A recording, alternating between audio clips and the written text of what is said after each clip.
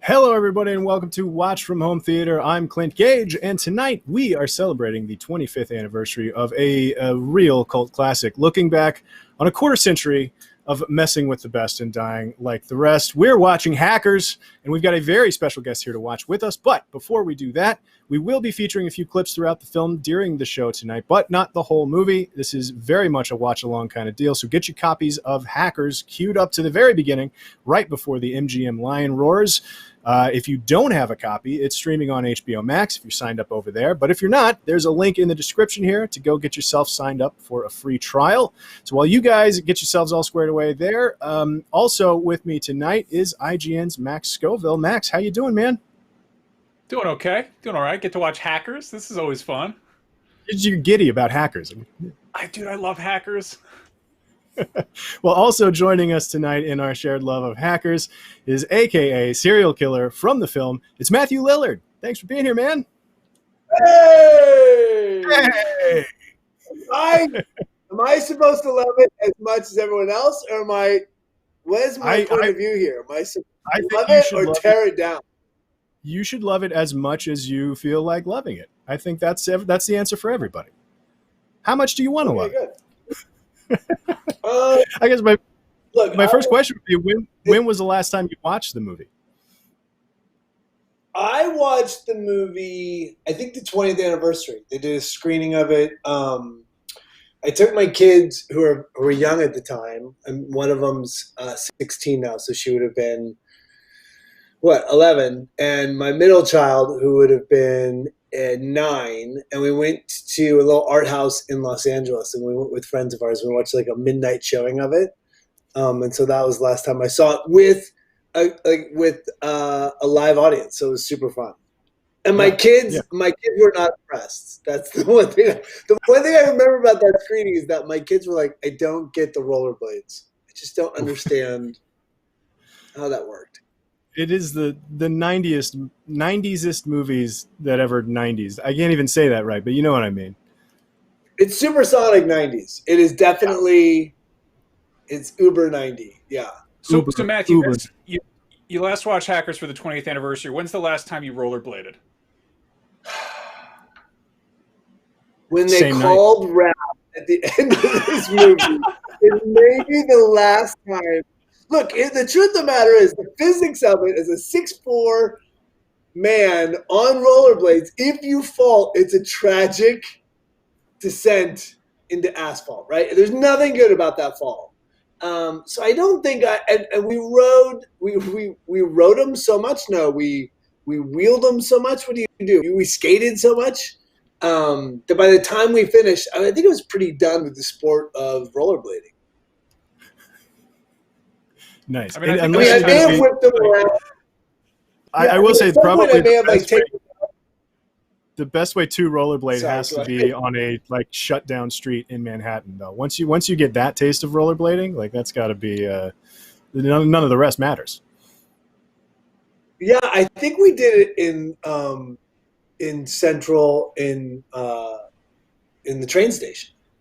Yeah, we'll get there. Right, so I think. Yeah.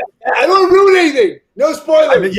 No spoilers for Hackers here on the 25th anniversary. You'll have to point out at what point in the movie you're actually rollerblading as we get to them. So, but before we do get to the movie, Matthew, I want to give you a chance to talk about. Tell us about 5 Acres. There's a donate button down below here on YouTube that will send you guys to 5 Acres.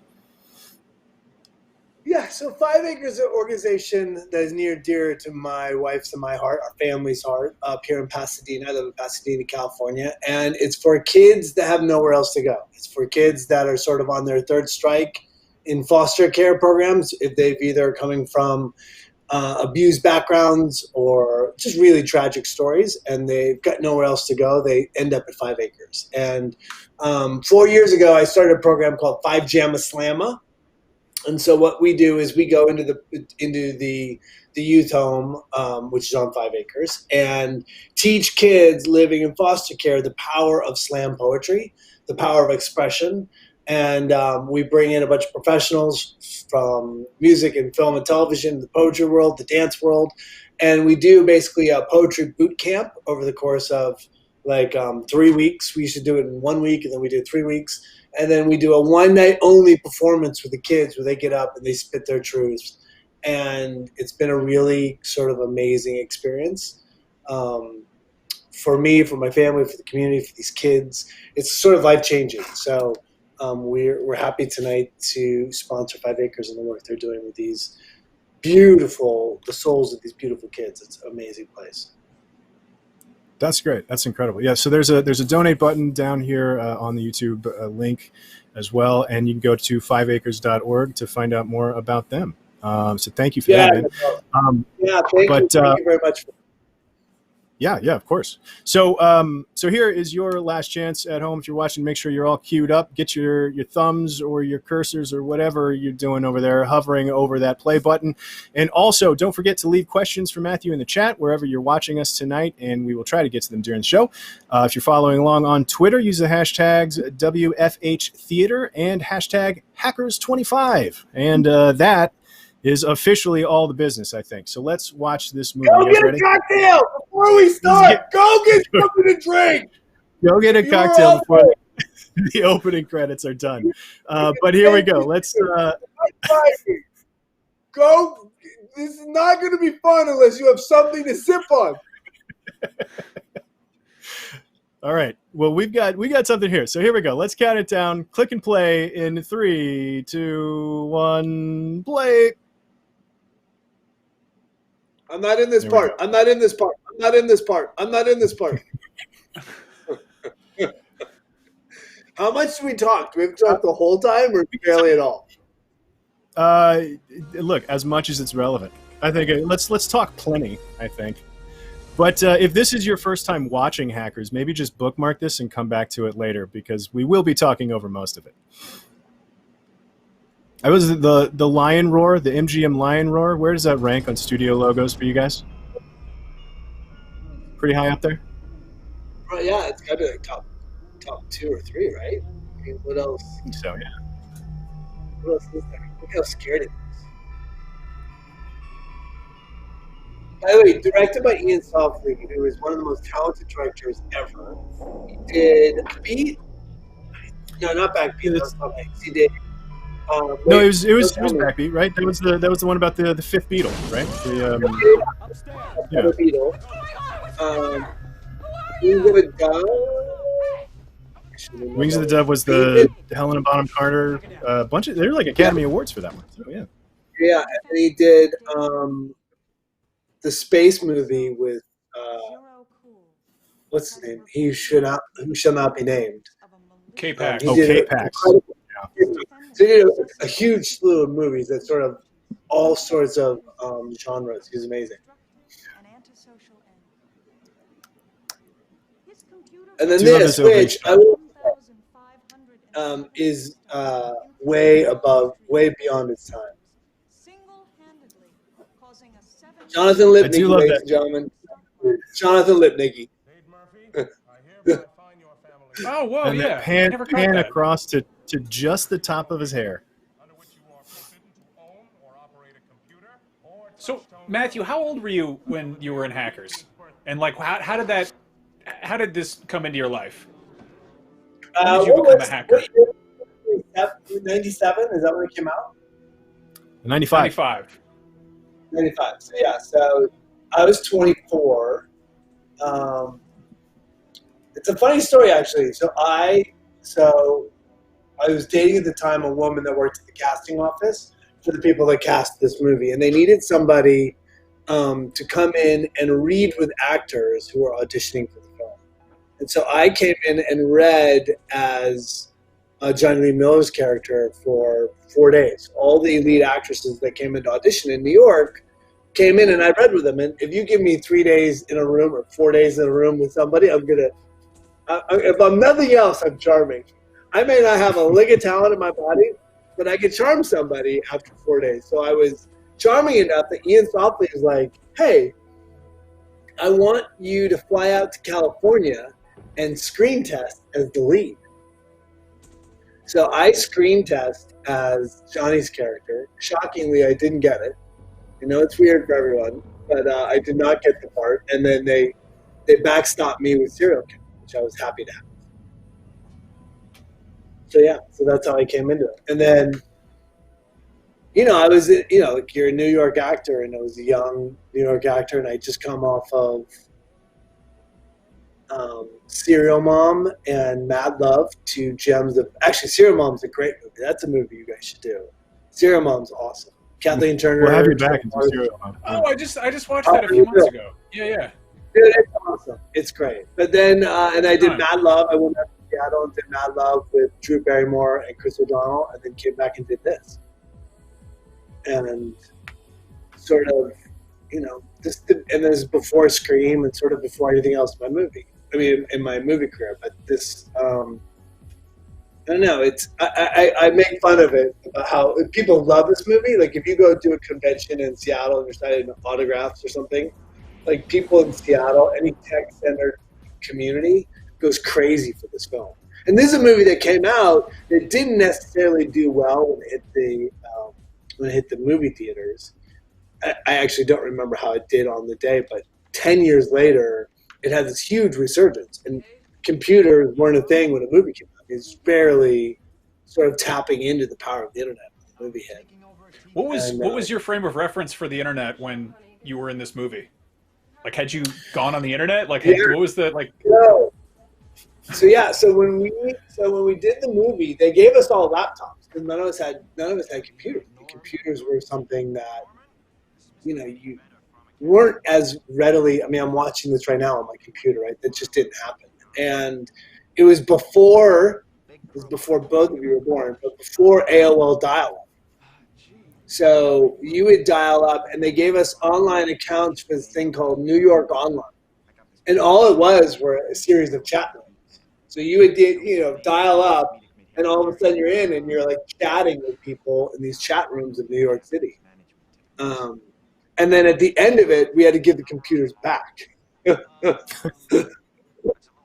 So yeah, it was this crazy. That would be an incredible thing to still have, the loaner laptop they gave you for hackers. I would have sold it years ago, bro. Yeah. That would be about years ago. Yeah. Like in '98, I'd be like, anyone want a computer? Were they like still works kind of? Did they let you like customize them? Were they like spray painted camo and like pot leaf stickers on them, or were they just like regular laptops to kind of tool around with behind the scenes? They were like 24-pound laptops. Like, you had its own backpack, and you had to cinch it up, and it wouldn't hurt your back. With it, yeah. But it's the most difficult part about rollerblading. Yeah, lugging a laptop. You fall on that laptop here. But like after every take, like somebody would come and like gather the laptops. I mean, they were like a big deal. Like, they were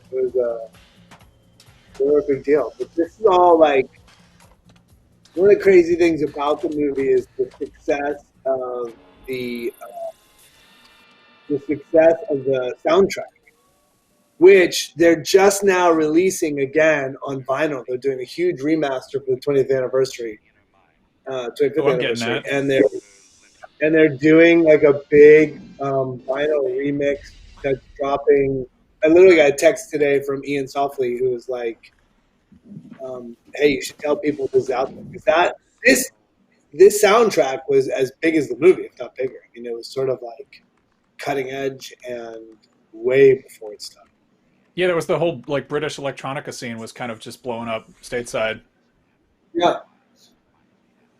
And Ian, so funny. So half of this movie was shot in New York, and half of it was shot in London. Yeah, okay, that's right. So all of this stuff was on the sound stages in London. It's kind of crazy. I just love watching this sort of representation of hackers, of like hacking a TV station, and just these robots fighting over the tapes. And relatively slow typing from Johnny Lee Miller, too, which is.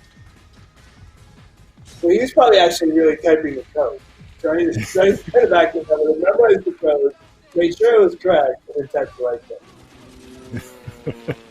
This is how people used to stream movies. You had to like hack into the TV station and be like, yeah, I want to watch Ray Harryhausen movies. What's funny is that, so as a point of reference, like this movie, when it came out, you were still trying to at that point make movies that if you put them in 10 years later, they would be relevant. So basically, what happened is that people were making movies because they wanted to be relevant for as long as possible. One of the things that Ian did was like he sort of threw that conceit out and went into making a super relevant modern movie. Because remember, before this time, or just at the cusp of this time, like you'd be making a movie to play once or twice on the TV, like 3 years later. I mean, this is obviously DVDs. Actually, I don't know if DVDs were around. Were DVDs around in '95?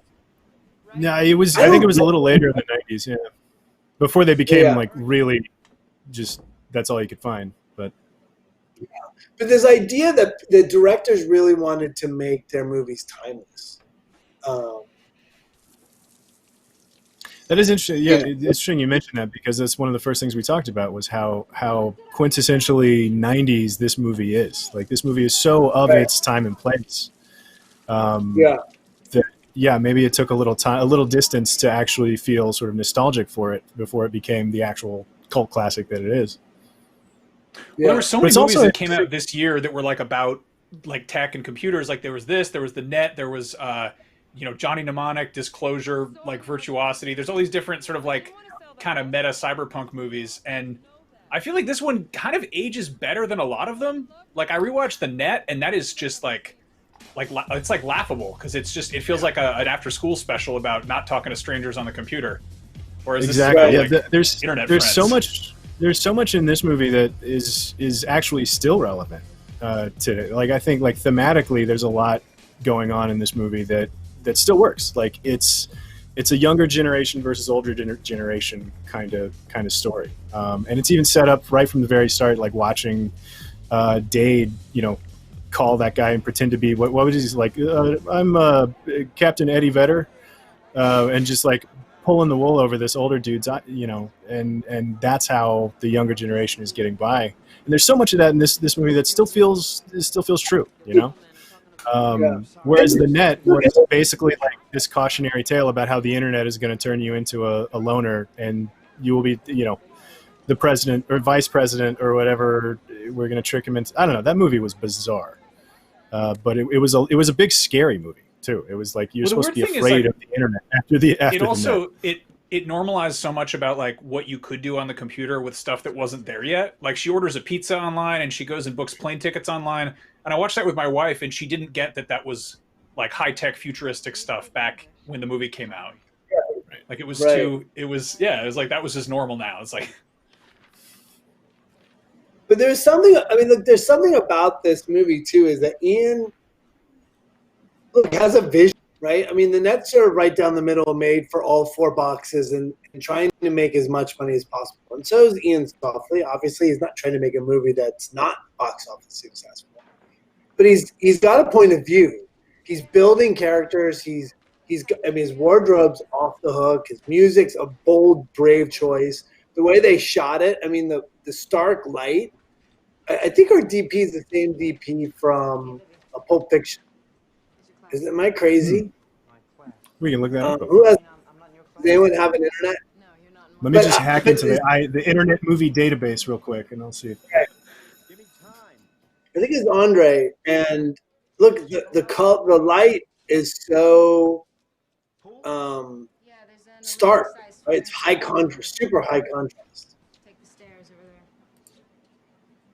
I also like the way that they use those cutaways to the stock footage and like the staticky TV thing, and how he's, it's sort of a stand-in for what it looks like, what hacking looks like and how that's represented on film, but it's also like his imagination and his headspace.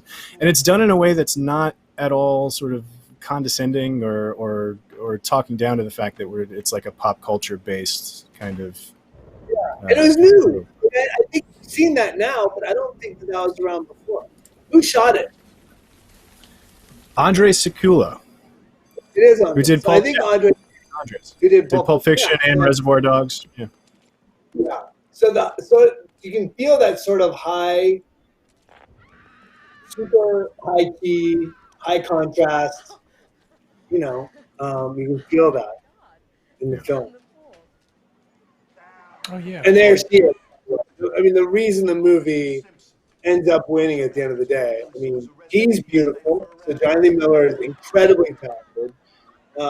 He had just come off played Sick Boy in what is it in Train Spotting.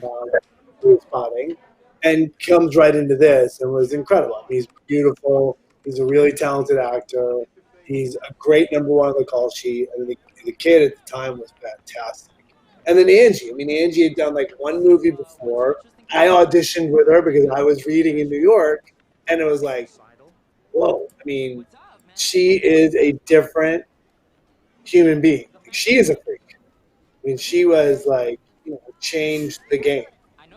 And randomly, I mean, you had this whole great New York cast, very diverse. Jesse, also, I mean, such a stud kid. Again, I go back to why is it now, years later, 25 years later, that we're talking about this movie? Nobody has done a 27-year anniversary for Mad Love, right? I mean, that's just never going to happen. And the reason this movie wins or gets to this place, I think, is because he had put together a really sort of lovely, it's a lovely movie. That's New York. That's beautiful. The introduction of serial killer. Quiet, you guys, quiet. Okay.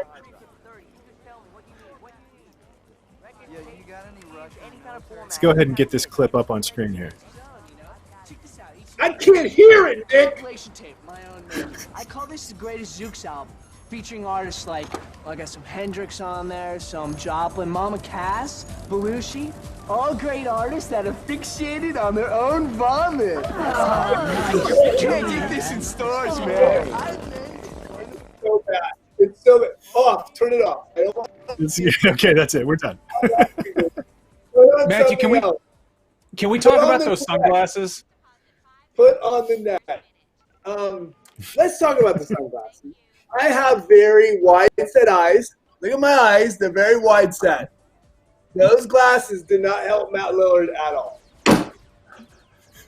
Terrible. I will say this place here is ranks right up there with the original Ninja Turtles live action movie in terms of places I wanted to hang out as a teenager. Sure.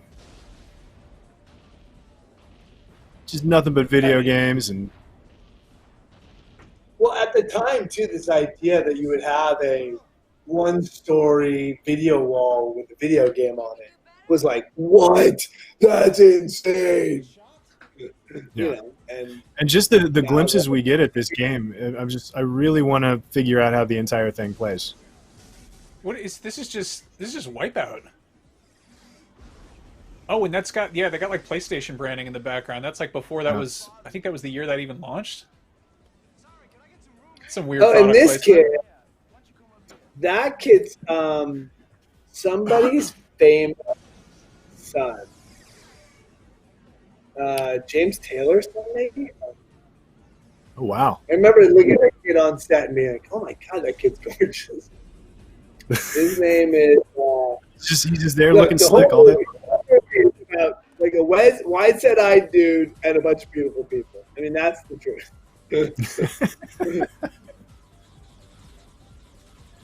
Nick RTD did just confirm it is Wipeout on the OG PlayStation that he's playing here.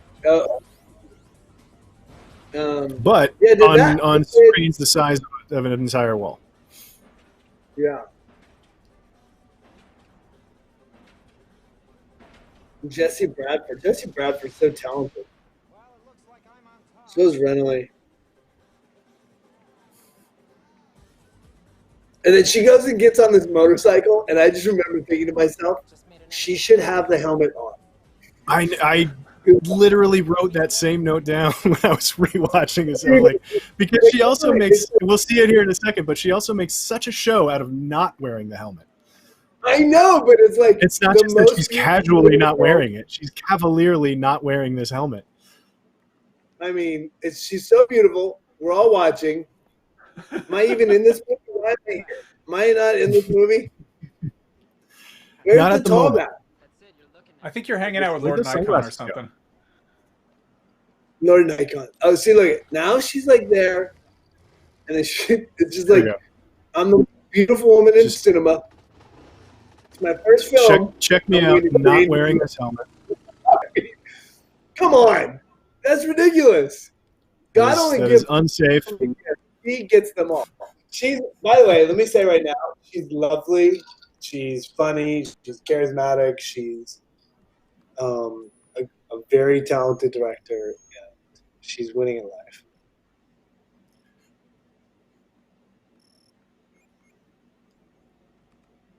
I do love here seeing these like older graphic interfaces on these old computers. It's so much fun. It was all MLS Top or whatever. Yeah. MLS. But I think too that's like with how quickly computers have developed since 1995, and even just in the 5 years after. Like you don't have to fast forward to now, but like there's something so fun about looking back at early technology that we're all now familiar with, like right at that moment where we weren't quite familiar with it yet. Right. Which I think may speak to some of the reasons why it didn't do so hot when it came out. Right? Before its time, like nobody could really relate to it, and now, oh, Matthew, shh, quiet. Everyone so quiet. they wouldn't hump women's legs at cocktail parties. Ruth Libby.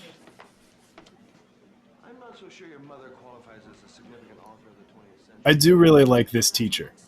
It's a really perfect sort of archetypal, I'm exhausted but also I still understand the kids kind of teacher.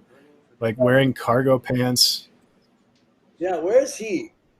Cargo shorts, excuse me. Advanced. Nice, very nice. Oh, see. He's not in This also seems to be a contest to see who can like pull the coolest quote. He's not enrolled I think. in his class. For sure. Well, These kids like really care about poetry. It's great. They're so enlightened.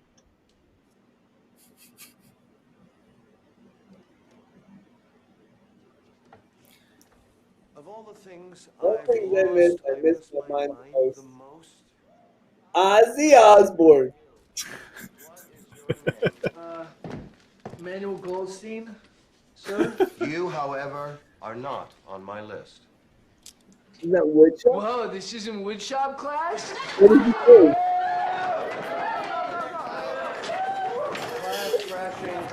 Just a wonderful victimless prank. What is he doing? Serial killers are great. And what is that shirt? What is he like one sleeve and then pants? I was going to ask you. We do have a comment here, a question from Beatmaster, who's watching on CineFix. Once, does Matthew know where they took the inspiration for the characters' clothes?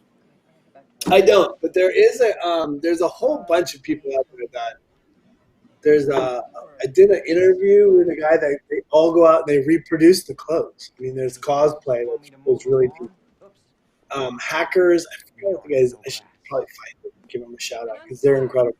And I did an interview with them, and I've definitely looked for Dave Murphy's jacket on more than one occasion. That's a dope jacket. have you really? Oh, that's funny. This one? The one, like no, the biker no. That's like his fishing vest. I don't want that. But the biker jacket, it's got like the gray pauldrons. Like it's a. By the way, I did pull this out of my desk to see it says Grand Oh, Oh! very cool. Look at the size of that thing. It's like a Walkman. I love it. I'm just gonna put it right here. No big deal. Just leave it right there. There's no names, but I went through a period in my life where every single word that came out of my mouth had to have all the energy I had in my spirit in it. No names, man. No names. Just maximum effort at everything.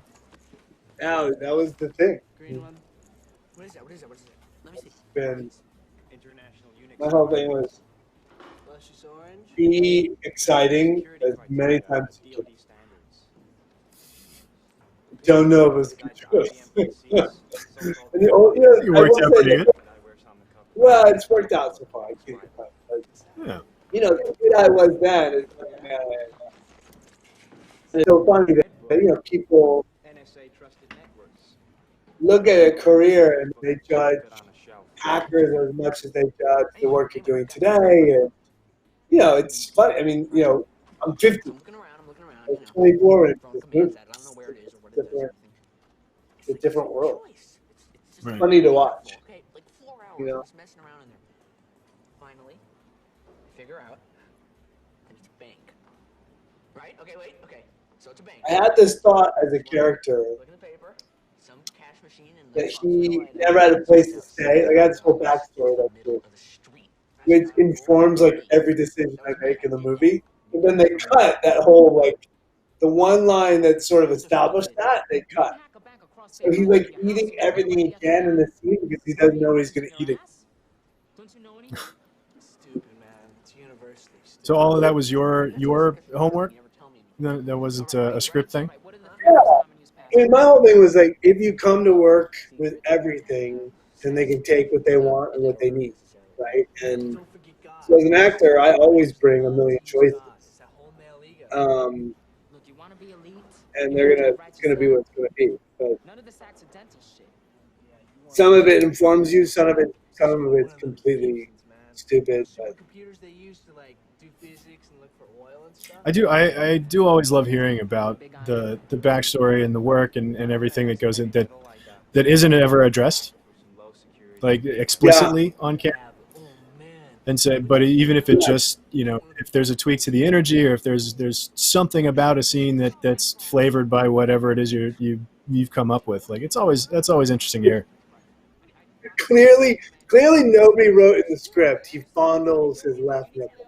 So, I mean, sometimes you make a decision as an actor that's never good and should have been cut on the day. I will say that my career suffered from people laughing at me and keeping it in the movie, but probably shouldn't have, because just because you thought it was funny doesn't mean it was actually funny. Right. Right? I mean, it is You funny. need somebody. You You needed Ian to say, actually, can we do one more without the nipple thing, and then your career would have had a completely different trajectory. Yeah, I mean, you could have cut. I'm sure they could have cut around it, and I'm sure they were like, "It's funny and weird, just keep it." But I still have to live with the fact that that's me rubbing my left nipple in front of the wall. Nobody needs that. In fact, I feel bad for your viewers, guys. There's got to be something else on right now that you can watch that isn't this. It's this amazing visual representation of the inside of a computer that we just watched, which is part practical camera moving through this like cool tunnel, like actual tactical kind of real tunnel, and part visual effects, and like it was a really cool kind of transition into that weird looking cyberspace. That was all practical. The camera moves, the move, and then there's Penn. And then there's Penn. That dude has such a weird career. Well, I mean, like he was like super. Oh. We'll go back to what I was talking about. Go for it, man. Yeah, but go ahead. I'm gonna skip over that. That whole sequence was like those elements were built in London, and you could walk through that thing because it was all a practical effect.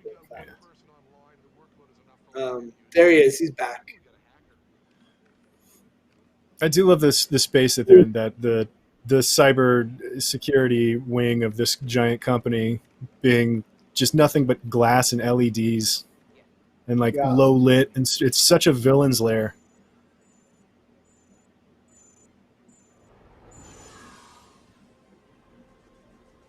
What is Jesse Bradford doing now? You think they're very relevant. What's he doing? I am not sure. I can't remember what the last thing I saw him in was.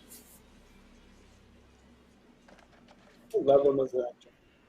He's a lovely actor. By the way, ladies and gentlemen, those are floppy disks.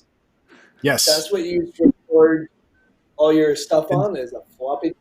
And the fact that wasn't a 5-inch floppy disk, I think, is cutting edge for 1995. That's 1.44 megabytes. That's a lot of data. Might even be 288, man. 44 megabyte. That's hilarious. And Fisher Stevens at the time was an icon in New York. He's been around. Fish was like, it was like a privilege to work with him. Look at that. See, all that's so cool. Yeah. Because you're like, the idea for Ian is like, how do I bring this to life? Like, what are you going to cut to? And they didn't have computer graphics like you do now. I mean, now you just get lost in the Matrix. But I mean, even the Matrix, they had to be like, here's a street full of people walking around. Like, they had to have some kind of relatable representation. I feel like this does such a good job of being like, it's a city full of information. Like, it's not just a bunch of, root folders. It's like, it's compelling to look at. Right? I mean, they started it early in that pan over New York that becomes the motherboard. He established the motif early.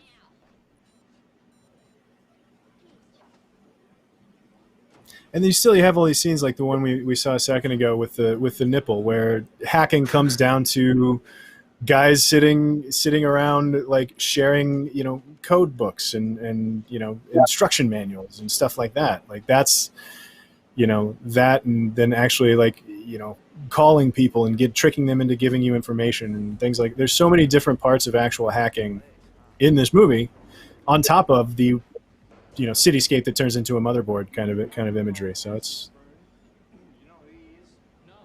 all real cool, is what I'm saying. Yeah. It is, I mean, Nikon. So funny. So we shot all this in London, right? So you're a bunch of kids from New York going to London to make a movie, and going out to like Shepperton every day in a car. I mean, it's an hour drive out. Like shooting for 2.5 months in London was incredible. Yeah, Maybe that's not great. that long, maybe like 6 weeks, but. And a movie about kids saving the planet too. Just Yeah. By the way, this is where he says, "Can I crash your place tonight?" So that was like the whole facing.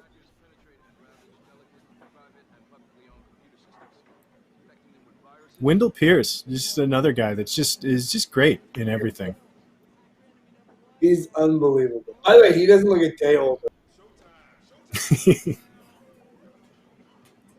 I love that they're just having a slumber party. Like they're staying up late and watching their favorite show and having snacks. Yeah. Mm-hmm. Well, it's funny. So Emmanuel Goldstein. So I play Emmanuel Goldstein, and he was a hacker that got busted. Now that's funny. So that doll. So I had this doll called Spanx, which it's a stupid story, but I was between my first and second year in acting school, I went to a Renaissance fair in New York called the Sterling Renaissance Fair. Still the best job I've ever had. Yes, I was an actor in Scream, but I would take the Renaissance Fair just about any day over any movie because it was that much fun. And that doll, I was like, I love bringing stuff in my life into my work. And so I ran around with this doll the entire time on the movie. Anyways, but Emmanuel Gold, stupidest story I've ever told. And I just told it on the World Wide Web. I apologize to everyone watching at home. But I forgot that I had the doll. The doll always but I play Emmanuel Goldstein, and Emmanuel Goldstein is this hacker that got busted and was a really famous hacker at the time. And he like came by set and like talked us through about what it's like to hack. And we're like asking him questions like, all right, dude, so what is it like to bust into like how do you ask about hacking? Like, well, what are you doing? He's like, well, you drink a lot of soda pop and you really try to crack the codes, and sometimes you go dumpster diving, and it's crazy. But meeting him, I was like, no, he's like on the he like served time for hacking when he was like 17 years old. And then Mark Anthony, one of the world's biggest Latino stars in the world's biggest Latino stars in the world. But he was like, at some point we were like hanging out. He's like, yeah, I'm a singer. Do you guys want to come see me at this concert? I'm like, well, what do you mean? Like, where are you playing? He's like, yeah, Roseland. I'm like, what are you talking about, Roseland? He's like, yeah, I'm a singer. I'm a huge star in Latin America. I'm like, well, you're great, whatever. Cut to, we go by Roseland, and it's like packed with people. I mean, it was like, one of the biggest stars in the entire world. Hilarious. And I was going to ask. I was going to ask at what stage in his career was 1995. I'm not familiar with him, but he was. Shit, I don't know his career. I mean, I'm not really that familiar with his career either. But years later, I was at a CAA party. He's like, "Hey, what are you doing here? Come on!" And it was like, "Hey, do you know J-Lo?" I'm like, "No, I don't. I don't know." He's like, "Well, come on." So we go and meet her, and all of a sudden I'm in Mark Anthony and J-Lo's like private little booth at like one of the biggest Hollywood parties around. I'm like with my wife. I'm like, what are we doing here? This is so strange. And the weirdest thing, it's a stupid story, but somebody was getting thrown out. A security guard was trying to throw out one of the heads of CAA, out of this section of the most powerful people in Hollywood, right? And the security guard's like, dude, you have to leave. And I know that the guy he's trying to throw out is like one of the heads of it's a Christmas party. It's CAA. CAA is the biggest agency at the time in the world, probably still is. And he was throwing out the guy throwing the party. And I got up in the middle of it. My wife's like, do not get involved. I'm like, no, the guy's going to get in trouble. He's making a mistake. So I get in the middle of the biggest guy in Hollywood, like the biggest agency in the business, and this guy trying to throw him out. I'm like, dude, you cannot throw him out. So I'm trying to mediate another stupid story of me telling you stupid stories. But basically, I was like, do not throw out the guy who's throwing the party in J-Lo's section. And then Mark Anthony and J-Lo were involved, and I'm in the middle, and I'm like, I should not be here. And it's like really famous people and then pretend famous Matt Lillard. It's very awkward.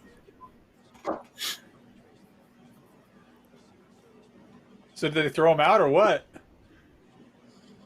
No, he came to his senses. He was told by enough A-list celebrities that they should not throw out Kevin Huve. Oh God. It was J-Lo that finally got through to him. Yeah, I was like, you're in the VIP section of his party. So he's above the VIP section. Like, he wrote the check for the party.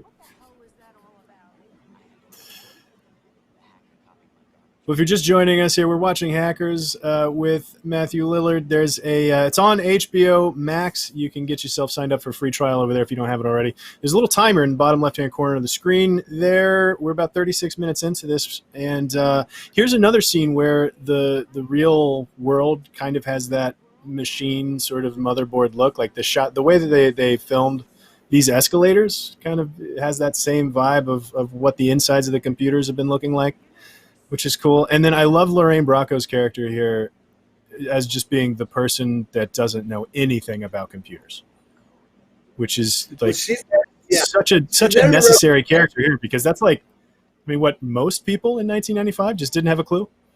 That's who you see the exposition to.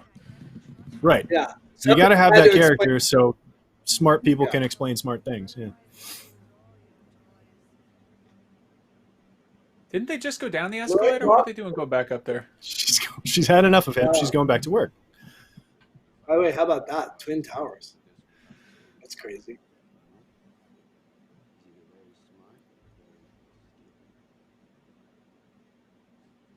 It's also crazy here Power that Glove? this is, yeah. What? I think it was just a thing that people recognize as what else do kids have? Power gloves, probably. He would have a power glove. He's hacking the Power Glove. He's hacking with Power Glove. That was like that could be everything that could be cutting edge. They threw in the movie: beepers, rollerblades, power 3-inch gloves. floppy disks. Hot. I do think it is interesting that it's the Secret Service that is the big government bad. The big government heavy in this is the Secret Service. And it's not the FBI or anything like that, which is also interesting because the Secret Service is just like reacting to the whims of the IT guy at this giant corporation, essentially. The Plague. Isn't his name the Plague? How can we talk a little about the hacker names? The hacker names are pretty good. Yeah, the hacker names are pretty good. We didn't have anything to do with it. But I love Serial Killer. The Plague. Zero Crash over is Is awesome. ridiculous. Yeah. How many people now have the call sign or the password Zero Cool? It's one of the 4 most common passwords now. It's what was it? God, sex, Zero Cool, and secret. By the way, how about my hair? That's some serious plaiting. They call it plaits. Yeah, it's a real choice. Go ahead. See, he has his toothbrush because he knows he's not going to go home tonight. You see how it works, guys? There are no random choices. They're all based on some idiotic choice one idiot made. And there I am showing you my... the funny thing is, I thought I was fat in this movie. What? Yeah, Yeah, I have this thing. Once you're a fat kid, I grew up fat, so you always think you're fat. I remember being in that movie going, I'm so fat. And now I'm looking back going, God, it was Did such you a weird kid. did you do the thing where you were fat and then you got tall and stretched out? Yes, of course. Yeah, Yes. same here. That's yeah. Yeah. And you constantly just think you are the fattest man in the room. Oh, God. Oh, jeez. Oh, my. So many doors getting opened with guns right on the other side of it. Yeah. I do like the tactic that they use where they just wait behind a door for somebody to open it and then start shouting. The year was 1988. And this nasty virus crashed 50. See, the Secret Service is working for the plague. That's not good. Why is Secret Service working for the plague? This is the kind of way to make sure everyone's connected, that he's the little boy. And then Yeah, Nirvana was over by that point, right? Well, it was 95? made in 80. Yeah, it was made in that. Yeah, that makes sense. It's I gotta get that. I gotta get that Soundgarden poster though. Where would you put it? You can't even get your Centipede game in the house. I've got a tube over here of posters that I don't have room for, so I'd put it with those. Yeah. Waiting for that day where I have like 4 rooms just for posters. When do you think that day's ever coming? It's not, It's but never I got to hold on to something. I have many of those posters in this very room. Guys, if anyone needs to beat me, you can always beat me. Sure. We'll be at Grand Central waiting on you. Beeper. You guys never had beepers, did you? I just missed beepers. I'm 38, so I had a cell phone pretty early, but I just missed beepers. You blew it. It was Yep. way better than early cell. Mm-hmm.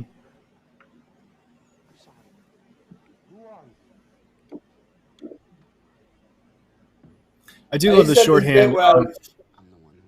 No, go ahead. Talk about your bit. Go ahead. I was about to tell a stupid story again. Please Okay. say Do something. it.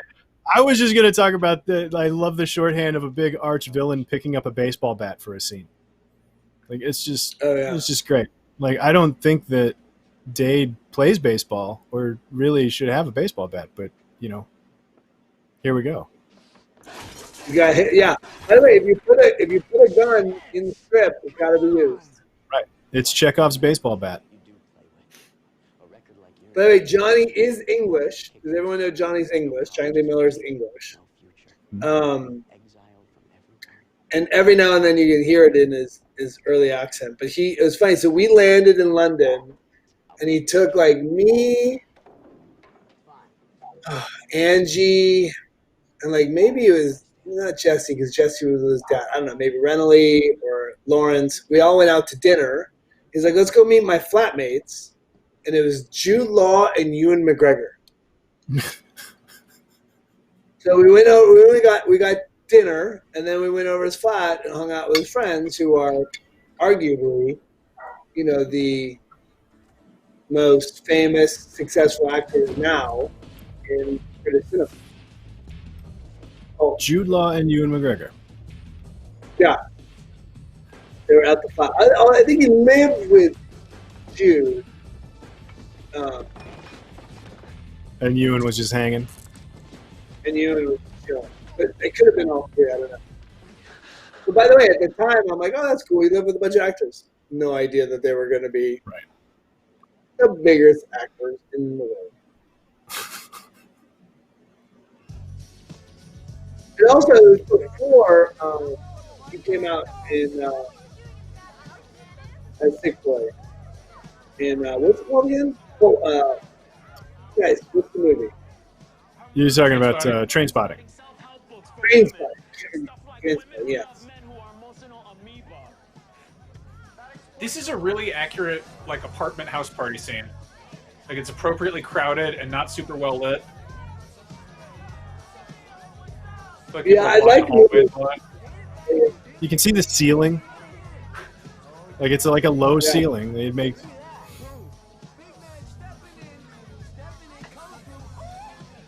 And you've got people screaming, which when you're shooting a scene like this is super weird because it's dead quiet, and you're like screaming at the top of your lungs. You're acting all hype, and there's like not a sound to be heard, right? Because there's no music. We have liftoff. 3 o'clock. Check it. Don't look right away. Look at her, man. Look at that. Lisa Blair. Dude, this is a really interesting way to introduce the fact that he's got a photographic memory. Like where did he see all the? Did he see your license, or like are they carding people?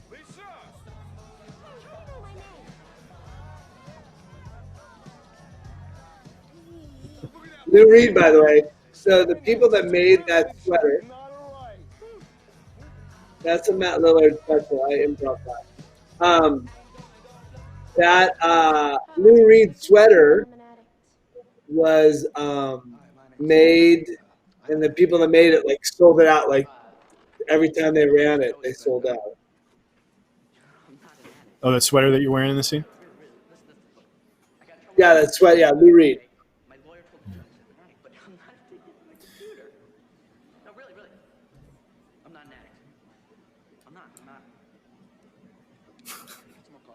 By the way, so Jesse's dad was with him the entire time he was on the movie. Was he like the youngest one there?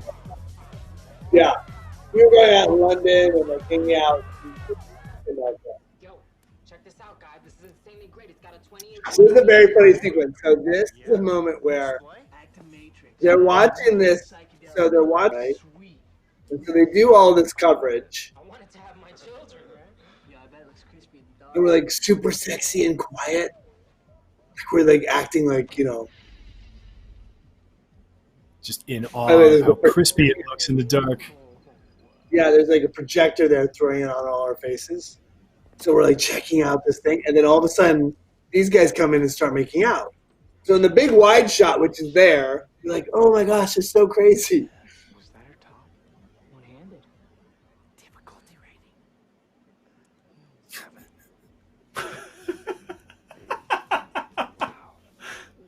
So they do all this.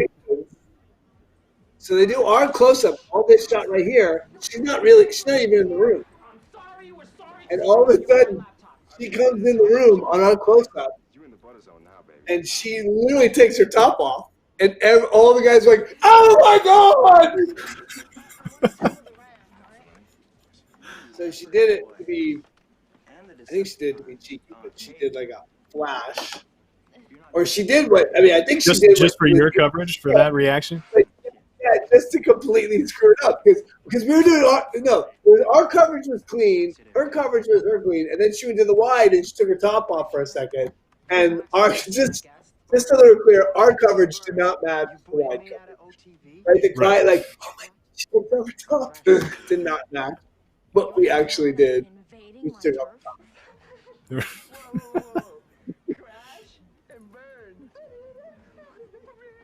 I mean, so bad. So stupid. I think we should do a drinking game every time I, for no reason whatsoever, stick my tongue out.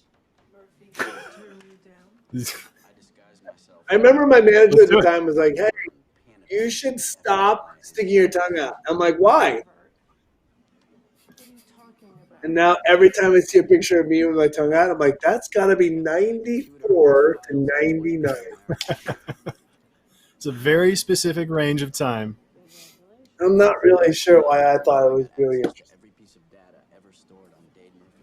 I mean, there's like so many like photo shoots and everything. It's like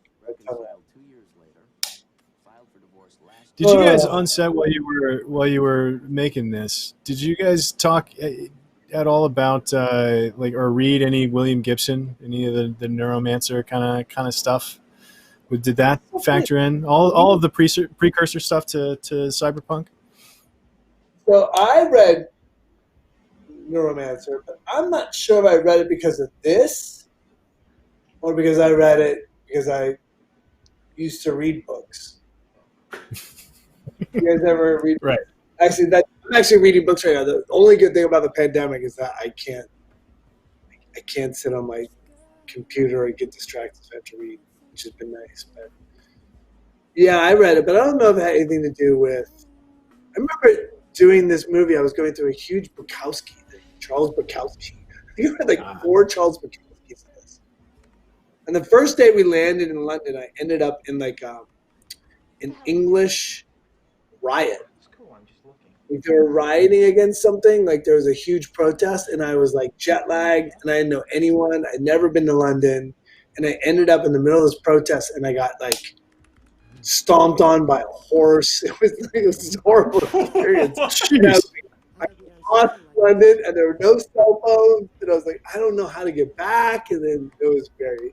And then I didn't have any money, so I couldn't get a cab. But I got stepped on by a horse. Very strange. That's a lot. Just wandering around London, having just been stepped on by a horse. Yeah.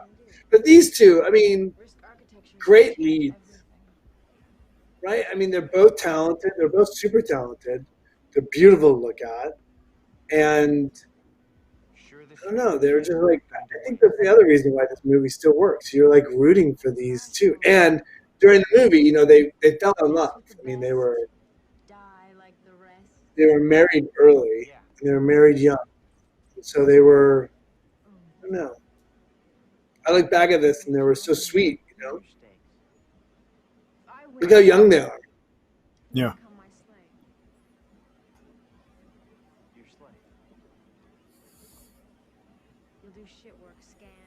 The sexual innuendos that get tossed back and forth in this movie are, I mean, there's one in every scene, I feel like.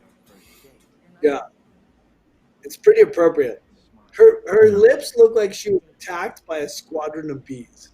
Look at her lip. A squadron, an organized squadron of bees.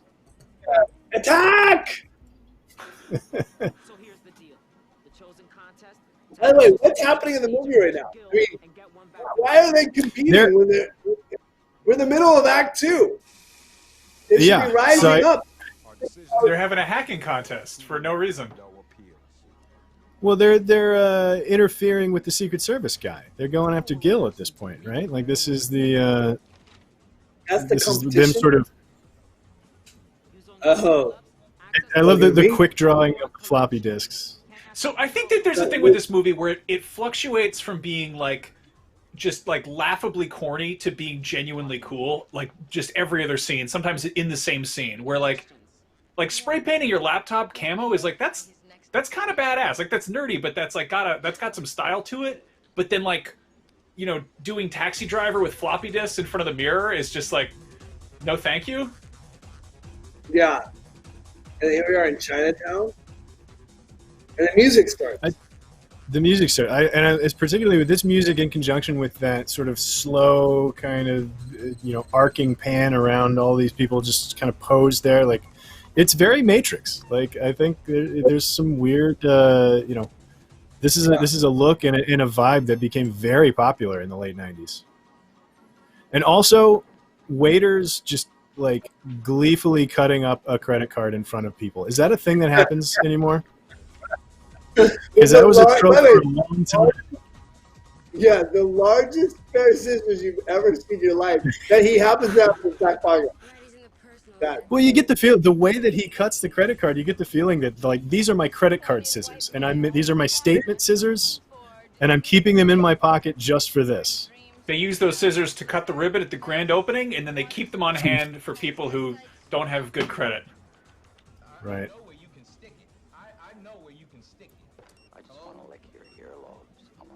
This is an incredible prank. Like, just. I like that he keeps answering. Like, just let it go. Yeah. Just unplug your phone at some point, man. He's so angry. He's so angry. Oh, so this sequence is amazing. So that's the Empire State Building. This is me on top of the Empire State Building. This is one of the coolest things I've ever done in my entire career. So that's them on like the high. That's like them on the high level, right? because that's where the best phone is. Right, but you need that, right? How else could you hack? And then I went higher. So that was down like the second to highest, and then I went to the highest plateau. And it was just me and the DP and me and Tucker. And that sequence of me like over the side is me on the very top level of the Empire State Building. That's cool. So they did the big wide up here, and then the actual shot, because you couldn't get that because we needed to see the actual building. We went up one level higher and shot that scene, which, you know, look, in this career, like, you get to do weird things. Like, you're in the middle of a junkyard in the middle of winter shooting 13 Ghosts with F. Murray Abraham. And you're like, well, what am I doing here? How does this happen? You're in a cave in Australia shooting Scooby-Doo 1. You're like, there's just these crazy moments. That is unforgettable.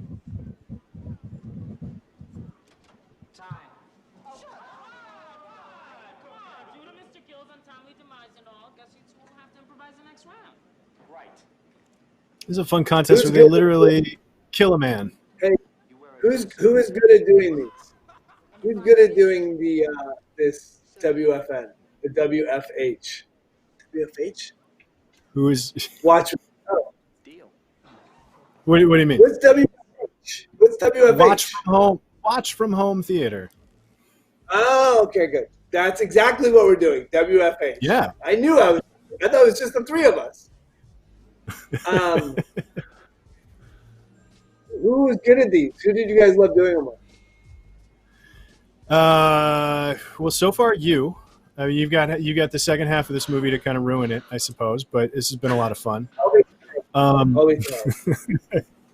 we've done a bunch of fun ones. We had Jonathan Frakes and everybody between him and Frakes is awesome. Chris Hemsworth was a lot of fun. We've done Extraction, a movie his last Netflix movie. I just watched it. That was not a good movie. I'm going to say it right now. It was so bad. I was so excited to see it. So I have a projector in our room, and I put on headphones, and I turned it up so loud. And it was one of those things, like, everyone went to bed, and I watched it by myself, and I was like, I can't wait for this to be incredible. And it let you down. Well, there's bound to be a playlist around here somewhere where you can watch all of the. So thank you for that plug right in the middle of this. That works out great. He's charming, though. He seems lovely. He was. I think that, just for the record, for everyone watching at home, there's like 9 people, I'm sure, at this point still watching. Everyone else is watching the Clipper game, which I should be watching right now. This has to go faster. Do you have another screen there? Speed it up. I would never cheat on it. But I double time it, Nikki. Let's go. Chop, chop. All the parts without Matt Lillard. Just get through them. Just fast forward some more Matt Lillard. I'm not in this. But I will say this, for the most part, people in Hollywood, people who have found success, people who have been around for more than 4 movies, are probably good people for the most part. Just so everyone knows, like, you have to work. The job requires you to be on set with a bunch of people for a long time. And look, we are not still digging ditches, but you'll do 16, 17, 18-hour days. 6 days a week. Like, you'll do serious hours and time. You cannot be a jerk. If you're a jerk, you don't come back. So most of the time, people in film and television are good people. Yes, there are bad nuggets out there, and there are 3 people in this industry. Like, you ask me about them, not you. If somebody in the world asks me, hey, what's this person like? I'll be like, yeah, it's not great. But most of the people in this industry are awesome. That's good to hear. Yeah. And, like, if I was in a rental right now, you, like, hug the kid because you're like, he's part of your family. Because you invest in all this time and energy and you're with these people day in and day out, and then you may never see each other again. I have not seen Renly since the last Hackers thing we did. Yeah. You know, but he's a part of your life because you spent all these days and hours. You're like, Yeah, it's such a relatively short and intense time to spend with people to then just never see them again unless you work with them again. yeah. I was doing a movie called September, which is a really, really lovely. And it was during the Academy Awards cycle of whatever year that was. And I saw Angie there because she had just directed her film, and I like jumped up after she won this award, and I jumped up to run over there to hug her. And I was like, you sort of don't miss a beat. You know, you like right back into friendship. It's a fraternity. It's a fraternity of people who got. One of the great things about doing movies or television or whatever. Who did you That was spend the such a most fun- time with on when you were making the movie? Because like I know the way movies are made, it's not always, you know, they don't shoot them sequentially, and people who are on screen together the most aren't necessarily shooting at the same time the most. But did you have like a best friend on Hackers? I mean, not really. I mean, for a while, it was very funny. Angie and I were hanging out. And then Angie, it's funny, I haven't thought about this in a while. Angie and Johnny and I and my ex-girlfriend at the time, my girlfriend at the time, went on like a press tour of Europe together. And Angie and I hung out a lot during that time because I don't know. It was before Johnny and her had hooked up, and we would go out to dinner and sort of kick it. And you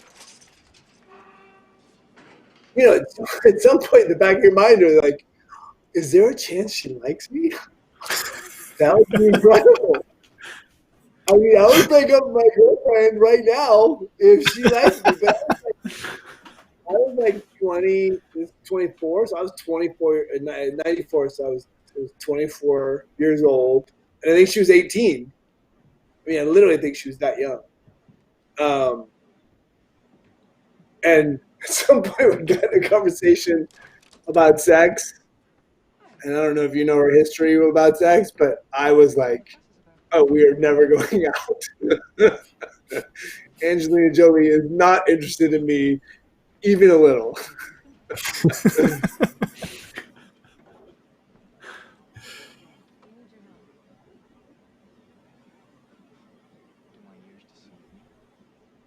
But I like these moments where I'm in it with the movie stars. Every time you're in a scene with the movie stars, it's a good move. It's a good moment for the not movie star. Even in the way that it's blocked, it's just like you kind of elbowing your way in there too. I'm getting in her light. I should not be in her light. That's a mistake. Feels like something somebody should have told you were doing. That is you literally upstaging Angelina Jolie right there. Yeah, that's great. But if you let's back it up. No, but it's in that light where she's got that little kiss off the upstage side of her face, and it's like a beautiful shot of her completely silhouetted. But see the light, you see the high contrast, you see the high key, high contrast for push across. That's Andre. I mean, he told us a story while we were on the movie. He said that when he was shooting Pulp Fiction, it's not my movie, it's not my story to tell, but he was shooting Pulp Fiction, and what's his name had two. What's his name? Why am I so bad with names right now? Die Hard. Bruce Willis had two Ferraris pulled up, and he was looking at which one to buy. And he said, Andre, they were going to lunch, and these two Ferraris, like, you know, red one and a white one or whatever. He's like, which one should I buy? And Andre walked over and honked the horn of one of them. He's like, this one. And sure enough, that's the one that he bought. I like. So Bruce Willis had multiple Ferraris brought to him on the set of Pulp Fiction. Yeah, to choose which one to buy. Try and decide which one to buy. And he bought it based on... I cannot go. I cannot be 16, bothered 18 to hour go. days. When can you go? Yeah. Bring it here. Andre, which one? I can't decide. Hong Kong, this one. All right, I'll take that one. Ladies and That's gentlemen, like that's a real gearhead right there. He gets in, he honks the horn, you know. Yeah. I have never done that. Yeah, have I've never tried out the horn. I've never bought a Ferrari. I've also never bought a Ferrari. That's true.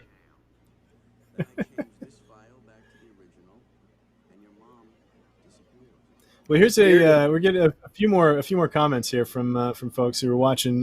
Juan Ignacio Cravetto is watching on IGN. This is a comment. Just says, "Hi everyone." So hello. This movie was for me the inspiration and motivation to what I am today in life, which is a computer engineer. So thank you for everything, Matthew. How many people are watching? 12, 13. How many people? Let me see if I can get a number for you. 41. 17 people. Nick, give me a number. I just asked Nick. Well, Juan is one of them. If it's just 17 people, Juan is watching, and he actually became a computer engineer because of this movie. So he says, "Thank you, Matthew. You're amazing," and hack the planet. So that's fun. And then there's another user watching on CineFix, the Kids of Albany, which I guess that's kind of the hacker names these days. Is what is your handle, right? What is your YouTube handle or your Twitter handle or something? Maybe that's the modern equivalent. But the Kids of Albany says, Matthew, when they come to you for Hackers 2, are you in? So there is. What can I say about this?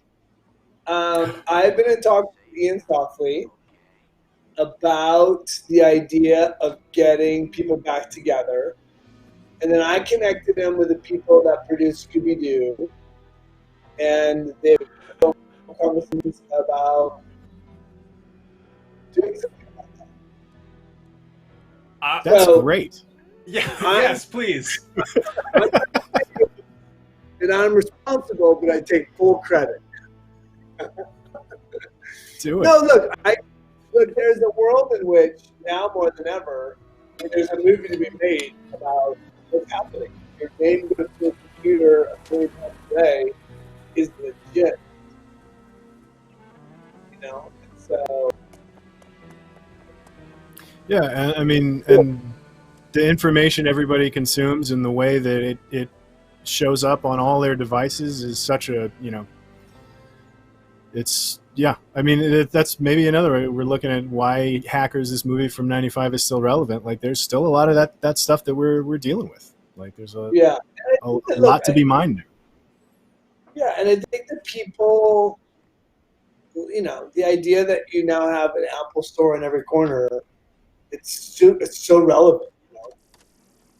I don't know. It has a name. I mean, look, Hollywood right now is looking for ways to capture viewers. Building a franchise of a movie that was made 20 years ago, 25 years ago, you can sort of do it now more than ever. Absolutely. Well, thank you for the Kids of Albany. What'd you say? Which one? Go ahead, Max. I was gonna say we get these weird late sequels. Like, we got a Trainspotting 2, and that's one of those things that doesn't seem like it should have happened, but like, yeah.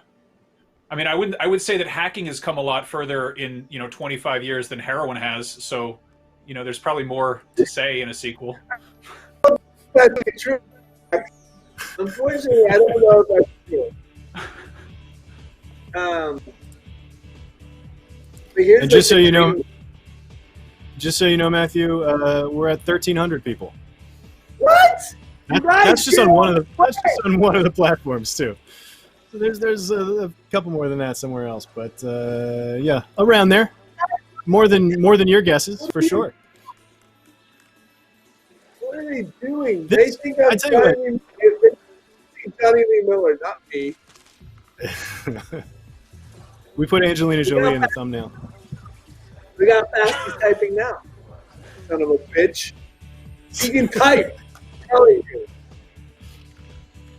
By the way, this is one of those sequences that takes like all day. It goes by in like 2 minutes. It's like one of those things where But there are change 300 your life. setups in this sequence. Yeah. It isn't a virus. It's a worm. I do. This movie montage is great. This is everything Like there, it's for $1 million deals to that. It's a training sequence. yeah. No one's caught it because the money isn't really gone. It's just data being shifted around. I don't know. I don't know how I ever got another movie. Look at my ear. It's so big and red. That's a movie star's I ear, though. did That's go- like a. I did go on to work after this movie, didn't I, Max? This is my last movie.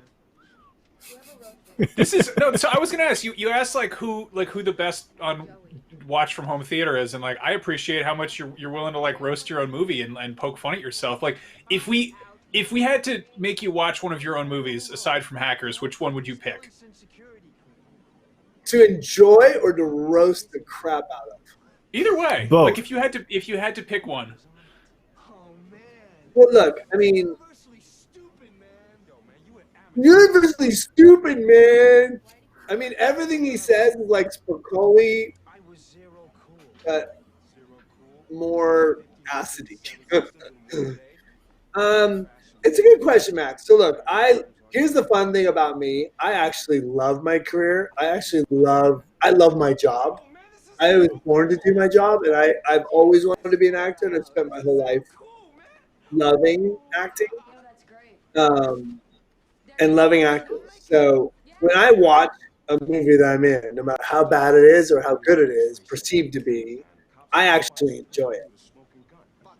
You know what I mean? Because I have fun doing them. So then when I watch, I look back and yes, I mean, I'm an idiot. I chew the screen. I do too much. It's like, it's all so obvious and so dramatic and so much. But it's a 24-year-old kid having the time of his life. And so it's fun. And they're all look, like I was saying before about a family and your memories. You love these moments in your life. I mean, you're looking at something 25 years ago. So if you're if you're selling cars and you're 25 years into your career or 30 years into your career, you don't ever get a chance to go back and look at the first cars you sold. It just has to live in your memory. This is a living memory for me. So when I go back and watch it, I'm like, it sparks all these memories. It sparks all this emotion. It sparks pride. It sparks, this sort of joyful touchstone. So it's good. So I'm happy to be here, even though I talk crap about me and it. And I love the movie. I always loved this movie. I always thought the movie was better than sort of it was given credit for. I actually think Ian Softly is an incredible director because of his scope and the breadth of his career. A little violence, a little gun violence, a little move that.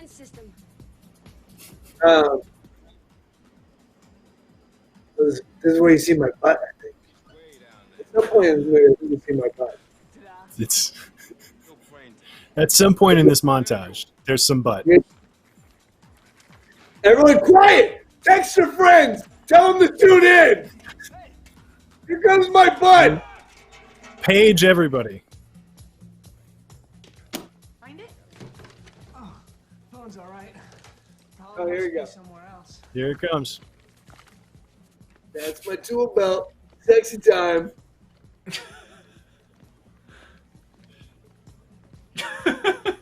There's the butt. That's Matt Lillard's special. That is not in the script. Nobody needed it, but I thought I'd throw it in. Just like my nipple on my butt. Yeah, but so one of the worst things I ever did was Dungeon Siege. In the Name of the King, a Dungeon Siege tale. Uwe Boll movie. It stars Jason Statham, Levi Sobieski, Jonathan Gimli, whatever his name is from Lord of the Rings. Oh, Rhys Davies. Oh, John Rhys Davies. Yeah. And Ray Liotta. which is hilarious because he was a wizard in like leather pants, and that just never happens in the U.S. There he was, leather panted wizard. That movie was terrible. But what did I get to do? I get to get dressed up like a villain and go around and like sword fight people. Like it was crazy. Like Brian White and I sword fought for like a whole day, and it was like the best time ever. And when I wasn't acting, I was on a horse or I was learning to sword fight. Ron Perlman's in it. Crazy. That sounds pretty fun, honestly. That sounds like a great time. That's a blast. Yeah. Yeah, and they paid you like I get paid when I work. I get paid. Like the problem is not working, but when you work, it's awesome. So It's I was a job, like, yeah. this is the greatest job in the world. And I was like, what if he had a thing with like softing prostitutes? Wouldn't that be fun? And they're like, yes. So like it's that thing where you like come up with a bunch of crazy ideas and they let you do it, and you just chew the scenery with Burt Reynolds as the king. The best. You guys, let's do that tomorrow. When you say it like that, it sounds completely made up. But like I know that it's real. Uwe Boll in the middle of the whole thing would like take off running, and I'm like, "Where are you going?" He's like, "I must train. I'm getting in fights with reviewers." Oh, that's right. He can fight people. He would fly up people who gave him bad reviews. Let's just be clear. Uwe Boll, who fought for the German national military, he was a boxer for the military, challenged anyone that wrote bad things about his movies to box him, and he was a professional boxer, and then he brought them up, and they were all smaller and shorter. By the way, that's not us. Those are real rollerbladers, not us. Professional rollerbladers. He would box them, and he was Uwe Boll. Yeah. No, that's for sure one of the craziest, just the craziest things. Didn't he try to box Michael Bay at one point? Oh, I wouldn't be. He's crazy. He's crazy. And he'd be like, I'd be like, he's like, and that's the end of the scene, and we're still rolling. I'm like, are you gonna call cut? He's like, cut. I was like, are we gonna move on? He's like, I don't know. Is it good? I'm like, yeah, I think it's pretty great. Move on. Your commitment to the crowd is unparalleled, We're gonna have to watch that one at some point too. We are gonna have maybe one night when the Clippers aren't playing. Like, what's the score? Why have you done this to me? Stand by, everyone. Whoa. If somebody can send a score update to Matthew's pager, he'd be doing us all a favor. Here's what we talked a little bit about all of the things that weren't in the script between your butt and your nipple and everything like that. But there's a question here from Trent Nix, who's watching on YouTube, IGN's YouTube channel. How much did you guys improvise in the script? He also says, love the movie, been one of my favorites since it opened, Hack the Planet. But the main question, how much did you guys get to improvise? Look, I think anytime you're good at it, you get to do it a lot. It's a big club scene. Everyone looks so crazy and sexy. So, by the way, there's a funny story I'll tell you about this. It's like, look, anytime you're good at it and you're throwing a wingding, like, I have a series of very sort of successful ad-libs in a movie I did called Scream, and, like, those work. Because that's the way that director works. Wes Craven loves you doing it. In The Descendants with Alexander Payne, he's like, don't ever do that. Like, he was like, I don't know what you're doing, but it just depends on time, place, director, tone, and what people want.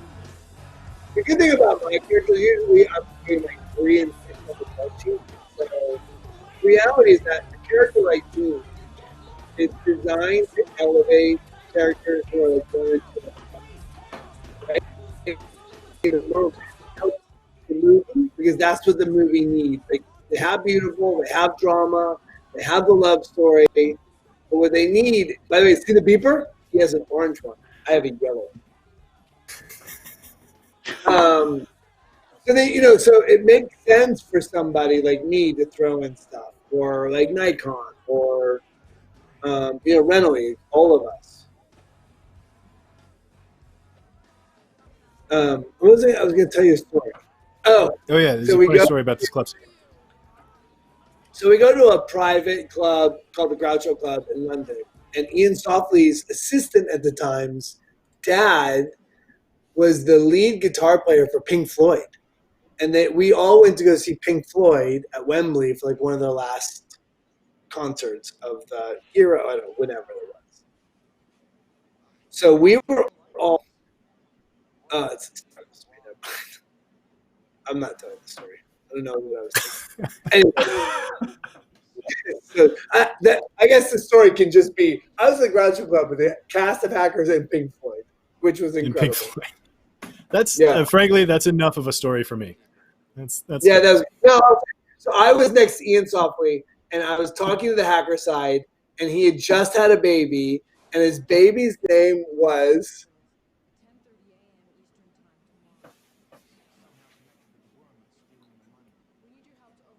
Stand by. I'll wait for it. Waiting for it. This is something I don't feel comfortable Googling. No, don't. It's Fred. It's Fred. His daughter's name is Fred. And so in that moment, with 30 people at the table, I stopped and wait. What'd you say? Do you say your daughter's name is effing Fred? Because I thought it was a joke. And at the exact same time I said that, both sides of the table went quiet. And Ian Softly's like, yeah, my daughter's name's Fred. I'm like, that is crazy. That's not her name. There's no way you named your daughter Fred. He's like, yeah, that's her. And so the more I dug in, the more he dark face. I was like, that was. And then you had to apologize to Pink Floyd. Well, you're just like, first of all, people on the other side of the table were listening to me, and you never want to have Pink Floyd pay attention to you because that just feels stupid. And then on top of it, you don't want to. You're like, I'm not worthy to be in this conversation. Oh, there it is! You guys! We got it. And the screen froze like that for all these years. That's me. Yeah, I just like those as words to live by. You never want to have Pink Floyd listen to you. Because they were also like adults, and you're a child, and all of a sudden people are paying attention to you. By the way, you know it has a lot of potholes? New York streets. So yeah, you know, it doesn't agree with rollerblades. Yeah, let's get into the rollerblading here. This is a big rollerblading sequence. This is big. This is the action sequence. So actiony.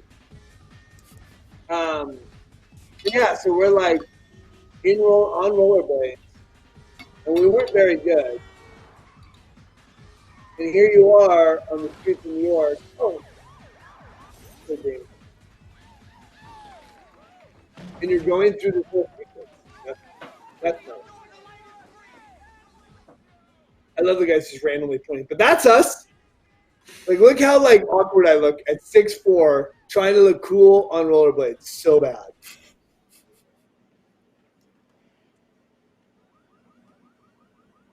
I do love this little joke here where he punches the car and the alarm goes off. This is a fun little button for that scene. That's not us. See how sexy they look? Not us. Also not us. When they're doing it really fast, not us. This may be us. That is us. Oh my God, we're gonna die. These, ladies and gentlemen at home, these are called payphones. The through line of the payphone in this movie is also a lot of fun. Like just the instructions for how to use a tape recorder to record the dial tone of a payphone. It's like I have no idea if that actually worked. I guess it did. That was a thing. Yeah, but freaking. That was a real thing. Yeah. But it's just so much fun to watch. Look at all the individual computer screens that define their characters. It's worth a camera move to see all that. And here we go. I love that practical tunnel that they built for it.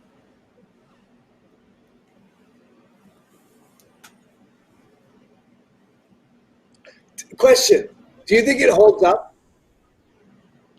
I'm not trying to blow smoke up your ass, dude, but I was literally just thinking how I think I like watching this movie more than The Matrix. Like, I think it's more fun.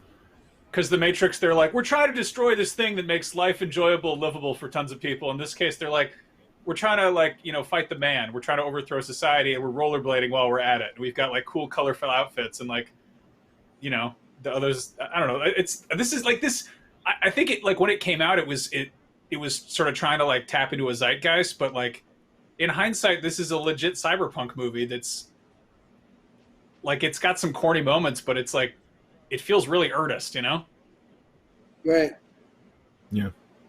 No, I think I agree. Like, I think it's a fun watch because there is some, you know, there's some camp to it and there's some cheese to it, like you were saying, and it's fun to watch just kind of superficially like that. But then, like, also, right. it's a good story that holds up, and there's a truth to it that is still, you know, relevant, you know, today. So it's for sure worth revisiting. I'm happy to have watched it again twice in 2 days. You poor bastard. You deserve so much better. You're such a nice man, and then all of a sudden I appreciate that. Stuck in a garage with a centipede, having to watch Hackers twice in 2 days. It is very us versus them, kids versus adults. Yeah. But in, like, a positive way, in a way that's, like, you know, winning that confrontation is possible, right? Like, it's a real positive movie.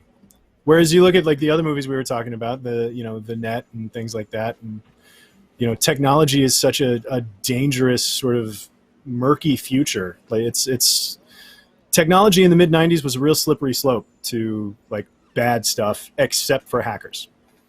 Right. Can I ask you a question? What does Johnny Lee Miller have over his eyeball? What is he wearing? Tiger R-Zone. He's He's a cyborg. Right? A heads-up display. I don't know how that helps. They can't possibly be functional. Maybe he's just got astigmatism in that eye, and that helps when he's really focusing. We get a comment here. Another comment from YouTube. Kevin W. Eaches says, over 30 years in IT, and I never learned to rollerblade. I have failed so horribly. You come to Pasadena right now. You ass here. I will teach you right this second. There's no place for an IT who cannot rollerblade. Kevin, if you're still watching, get yourself to Pasadena right now and learn how to rollerblade. Truly, 2 things I want to talk about. Again, you can donate to 5 Acres for kids who are in need. And right now, if you're attached to a charity of any kind, everyone's suffering. I know that the world has no money, that the world feels like it's collapsing around you. The first ones to suffer are the people that need it most. So 5 Acres, those kids need help, and or whatever charity that you're personally connected to. The other thing I want to talk about real quick is that I have this company called Beetle and Grimm's. You know, I have a Dungeons and Dragons company. So I have a Dungeons and Dragons company called Beetles and Grimm's. And I know that on IGN, we have great traction with you guys. So I just wanted to, in this moment, shout it out. This is a shirt that if you buy this shirt at beetleandgrims.com, we sell Dungeons and Dragons boxed editions. I don't know if you're into D&D. You may be into Hackers and also in D&D. I think there's a big crossover. But this is our Pride shirt that goes out to support kids and in the LGBTQ community. We also have a Shield of Faith, which supports mental health in the gaming community. All proceeds for the shirt and for the Shield of Faith go to supporting fantastic organizations. That's great. Not to get distracted from the movie, Johnny Miller's, but you know, if we raise on top of all that great stuff, it is just a rad shirt. Yeah, it's good, right? It's our dyno and the Pride dyno. It's good. And it's compatible with pagers, right? You can put a pager on it and it still works as a shirt. Is that correct? I should be highlighting. This is our pager shirt. Also available in pager neck. Also available with a pager hat. Pager hat. Oh my God! You can put that pager anywhere. Yeah. It's a tourniquet. It's real big. I love, and this is to get back to the soundtrack of this movie again. The score here, this like great, it's almost like a buddy cop, like Lethal Weapon kind of electric guitar, bluesy feel. But this confrontation here between everybody in the Gibson, the Plague and the Gibson, and everybody at the payphones is just so fun to watch. Like zooming in and around all those plexiglass towers and. Garbage. Period.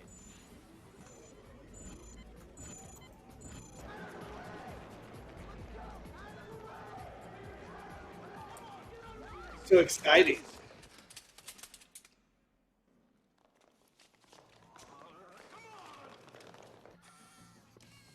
I hope they get away.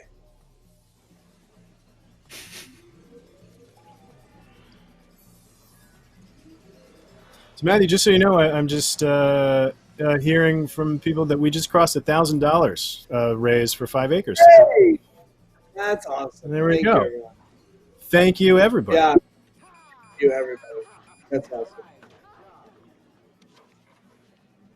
Kill the Gibson. Roger that. Here they come. Come on, you son of a bitch. Save the day. All you got, huh? Fisher Stevens here. Let's see what else you can do.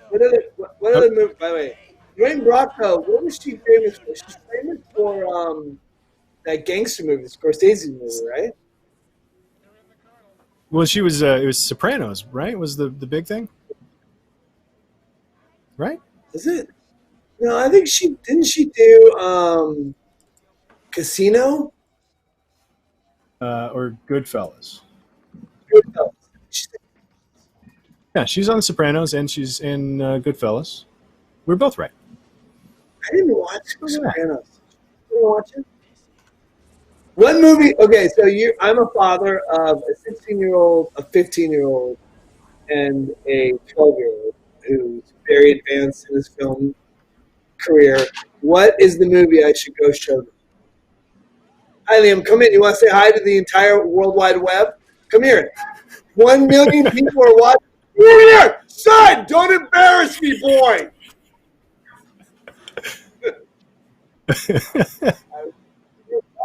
See, what movie? Wait, don't say anything. What movie is this right here that we're watching? I'm covering the screen. What movie is it? Hackers. That's it. What's he say? Watch. Listen. Nailed it. Boy, listen.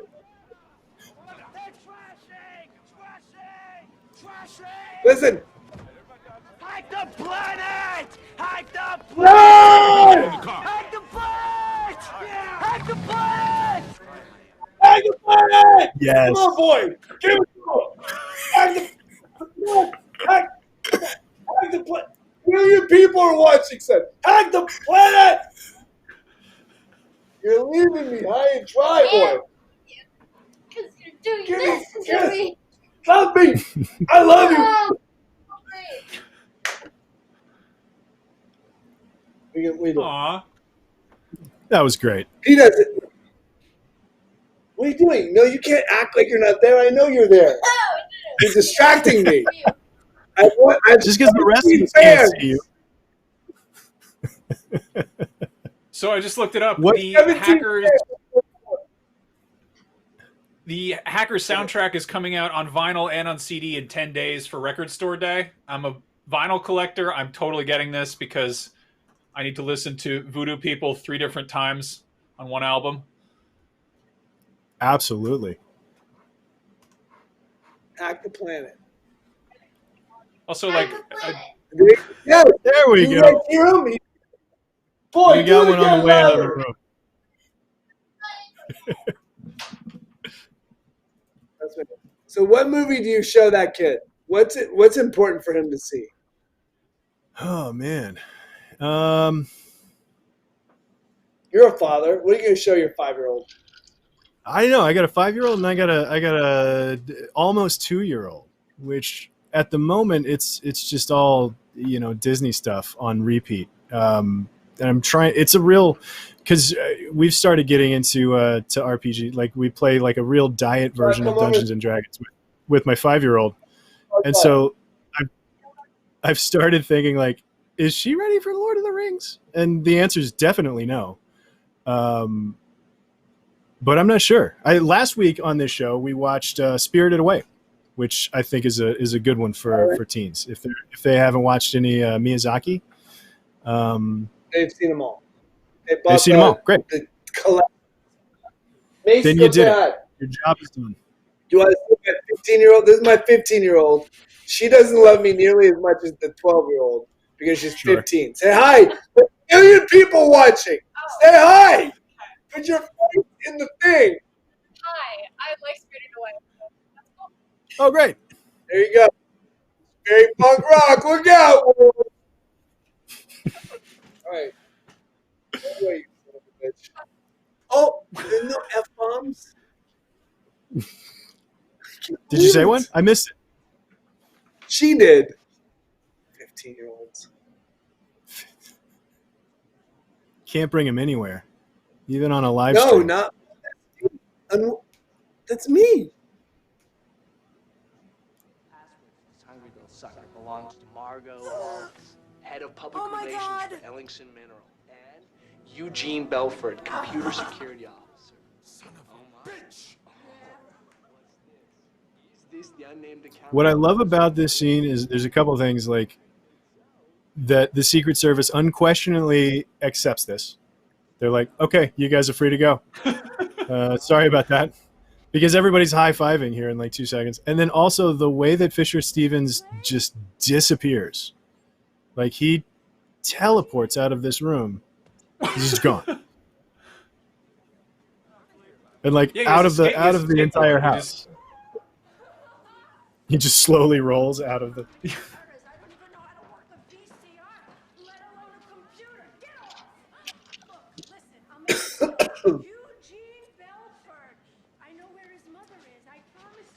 know where his mother is. You guys are sneaking up. Yeah, we're sneaking up on the end of this movie. A little bit, but go ahead. Here's a question that I think is good to sort of because we talked a lot about obviously, right? And Fisher Stevens, an old man, wig and beard here. Just such a good escape plan. It's like I'm gonna put on old man makeup and just fly away. He looks like a bad guy from Tintin. Also, like, why would you handcuff yourself to him in the middle of the flight? Like, why wouldn't you wait until he's getting off the plane and just nab him then? Like, that's such a weird. You gotta sit next to him. Like, get him before he gets open. By the way, I love the fact that in '94 they go in this very Pan-American vibe costume. I mean, that's. They just right? go I mean, full this is Blade so. Runner there. Yeah. Yeah. Yeah, I mean that's maybe the most cyberpunk-looking outfits for both of them in the entire movie. It's like they've graduated to. I guess this is their elite mode, maybe. Yeah. But we talked a lot about things, how it holds up from the '90s. And here's a question that I think is a good one as we sort of wrap this movie up here. But Alexander Adrock, who's watching on CineFix, asks, "What do you miss most about the '90s?" What do you miss the least? Oh my gosh, about the '90s. 90s. Yeah, you know what I miss? I mean, I miss this idea of every movie trying to be incredible, like at a movie career, right? And at the time in the '90s, there's a real difference between being in movies and being in television. And the two didn't mix. And I was super proud of the fact that I was a movie actor. And I love the fact that I was trying to win Academy Awards, right? I mean, even in this movie, I was trying to be the best actor the world will ever see. And, you know, I still try that. I mean, I still strive for excellence and try to be an incredible actor. But there is this real, I don't know, there's an innocence about being the best around that I was really trying to be. And now I don't care nearly as much as I used to about being identified as the best actor in the world. Because it's ridiculous. But, you know, at the time I was trying to be, every line was trying to be the most incredible line to ever come out of my mouth. And I miss that. I mean, I miss that sort of naive need for greatness. So I miss that. And then I don't miss being, you know, a 25-year-old kid, a 24-year-old kid. I'm a 50-year-old man. I have great kids. I have an incredible wife. I have a career that Jesse Bradford got higher billing than me? What? Oh, man. And he's done. He's off to the Clippers game. I mean, look, and I'm 50, and I'm closer to the end than I am the beginning of my career, and the fact that I'm still doing it at this age is like, I'm proud of it. I'm so proud of it. It's hard. I mean, that's the thing that people don't know when they're watching shows like this, is that, it's hard. It's hard to maintain relevance in an industry that is so interested in what's next. And to be 50 years old and still have an opportunity to work. I'm on a show right now called Good Girls. And be able to, I spent all day today in a theater working on a piece with a poet that I'm directing. And to be an artist at this point in my life, I'm humbled by it. Yeah. Yeah. That's great. Well, that was awesome, man. That was. I think it holds up. Yeah. Yeah. Hackers, we did it. Guys, we did it. We did it. We hacked the planet once again, 25 years later. Did it hold up for you? Did your experience now watching it versus 5 years ago is when you said it? Was the last time? Yeah, not even a little. I think you guys ruined it because you talked the whole time. Sure. That's the biggest note we get about this show is, could you not talk over the movie, please? Hello. No, look, I said it before and I'll say it again. Every time you see a movie from your past, it reminds you of, it's a video, it's a filmed representation of a time of your life that you have a million memories that are inappropriate to share on a stream with a bunch of people. But, if you're ever out in LA or if I ever see you at a restaurant, let's grab a drink and I'll tell you some fun stories, and that's the thing about the movie is that, it encapsulates, this movie encapsulates a piece of my youth. And I'm proud to be a part of it. I'll stand by Ian Softly and where it was and what it represented in the world when it came out. Yeah. That's great. Yeah. Well, I'm going to find my way up to Pasadena to hacking consultant, Emmanuel Goldstein. Do you see that? Oh. You got a credit to. Cool.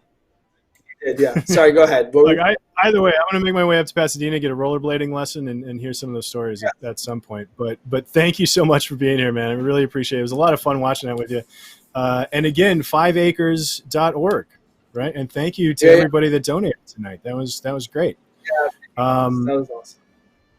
Yeah, very cool. So thank you for being here, man, and thank you for watching Watch From Home Theater. Stick around on IGN at 8 p.m. IGN's Mark Medina will be diving into a new mid-season Fall Guys update, which includes a new giant hammer called Big Yeetus. I don't get it, but Mark says it's a big deal. So if you want to check that out, it's over on IGN's Twitch. That's starting at 8. Otherwise, thanks again for being here, everybody. Really appreciate it, and we'll see you next time. Hack the planet! Hack the planet! You guys, that was awesome.